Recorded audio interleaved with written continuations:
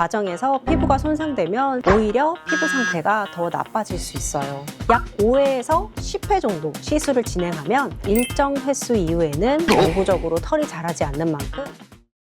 안녕하세요. 질 좋은 언니들의 산부인과 전문의 이미랑 원장입니다. 이제 슬슬 비키니 핫팬츠 입을 시기가 다가오고 있는데요. 그래서 브라질리언 제모 고민하시는 분들 정말 많으시더라고요. 셀프로 제모해도 괜찮을까?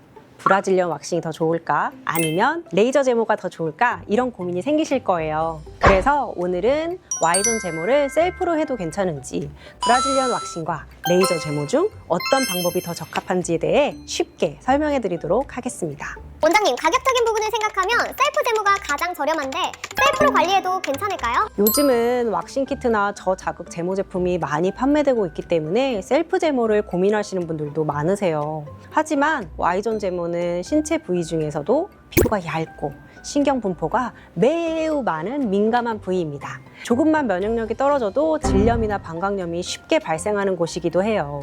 셀프 제모를 하게 되면 대부분 거울을 보며 불편한 자세로 진행하게 되고 외음부, 해부학적 구조까지 고려하기보다는 단순히 털의 양이나 위치에만 집중해 제거하는 경우가 많아요. 또한 제모기구의 위생 상태나 피부에 가해지는 마찰 정도를 정확히 판단하기 어렵기 때문에 과도한 자극이 발생할 가능성도 있습니다. 이 과정에서 피부가 손상되면 세균 감염, 모낭염, 색소 침착으로 이어질 수 있고 오히려 피부 상태가 더 나빠질 수 있어요. 그래서 Y존 부위는 셀프 제모보다는 산부인과 전문가에게 안전하게 관리받는 것을 권해드립니다. 그럼 브라질리언 왁싱 대 레이저 제모 중에 어떤 걸 받는 게 좋나요? 이건 둘 다 장단점이 매우 뚜렷해서 어떤 장점을 더 선호하는지에 따라 추천하는 제모 방법이 다를 수 있어요. 먼저 브라질리언 왁싱은 왁스를 피부에 도포하면서 제거하면서 털을 모근까지 뽑아내는 방식입니다. 넓은 부위의 털을 한 번에 제거할 수 있다는 장점이 있지만 모근이 파괴되는 것이 아니기 때문에 지속적인 관리가 필요합니다. 보통 2에서 3주 정도 지나면 다시 털이 자라기 시작하는데요. 반복적인 왁싱 과정에서 피부가 자극을 받거나 색소 침착, 잉그로잉 헤어, 모낭염이 발생할 가능성도 있습니다. 반면 브라질리언 레이저 제모는 모근과 모낭세포를 선택적으로 파괴하는 방식입니다. 한 번의 시술로 완전히 제거되지는 않지만 보통 4에서 6주 간격으로 약 5회에서 10회 정도 시술을 진행하면 털의 7~80% 정도 감소 효과를 기대할 수 있습니다. 남아있는 털도 이전보다 훨씬 가늘고 부드러운 솜털 형태로 자라는 경우가 많아 반영구적인 제모 효과로 이해하시면 됩니다. 개인차가 있으나 왁싱보다 자극이 덜하기 때문에 비교적 잉그로잉이 잘 발생되진 않아요. 모근과 각질층이 두껍고 왁싱 후 잉그로잉 헤어나 모낭염이 자주 생기는 분들은 레이저 제모가 더 적합한 경우가 많습니다. 해당 부위의 털을 이벤트성으로 단기간에 제거하기 원하시는 경우에는 왁싱을 고려하게 되는데요. 보통 1회당 가격으로 볼 때는 레이저 제모 가격이 더 높은 편입니다. 사람마다 다를 수 있겠지만 10회 이내로 끝나며 일정 횟수 이후에는 영구적으로 털이 자라지 않는 만큼 오히려 왁싱보다 총 비용은 저렴합니다. 브라질리언 레이저 제모는 어떤 방식으로 진행되나요?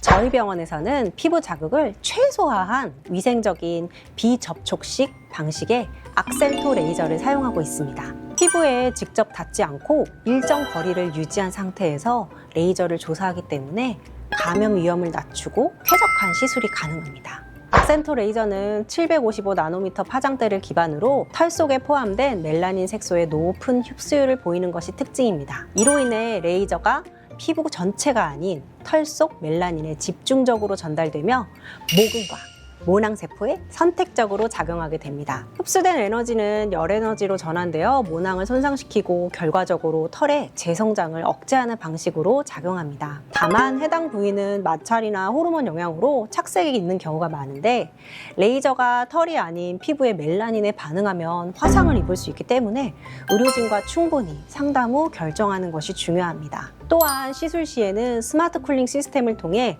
레이저 조사 직전과 직후에 냉각가스를 분사하여 피부 온도를 빠르게 낮춰줍니다. 이 과정은 통증을 효과적으로 완화시키는 동시에 화상 등의 부작용을 예방하는 데 도움을 줍니다. 레이저 제모는 한 번의 시술로 완전히 제거되는 것이 아니라 모발의 성장 주기에 맞춰 반복적으로 진행해야 보다 높은 효과를 기대할 수 있습니다. 장기적으로는 반영구적인 제모 효과를 기대할 수 있습니다.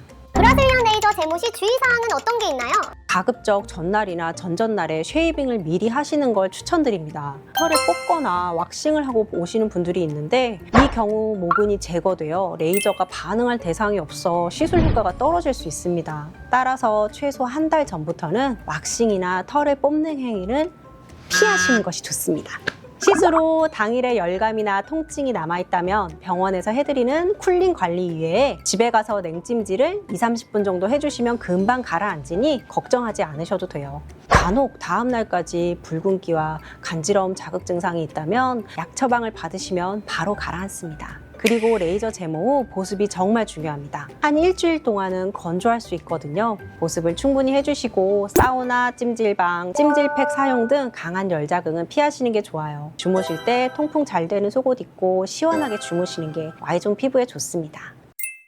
요즘 브라질리언 제모가 점점 보편화되고 있지만 단순하고 쉽게 진행해도 된다고 생각하시기에는 Y존은 그만큼 예민하고 섬세한 부위라는 거 꼭 명심하시고요. 현재 나의 외음부 피부 상태 그리고 건강 상태를 확인하기 위해 산부인과 전문의와 상담 후 진행하시는 것을 권장드립니다. 오늘의 영상이 도움이 되셨다면 구독과 좋아요, 알림 설정까지 부탁드립니다. 감사합니다.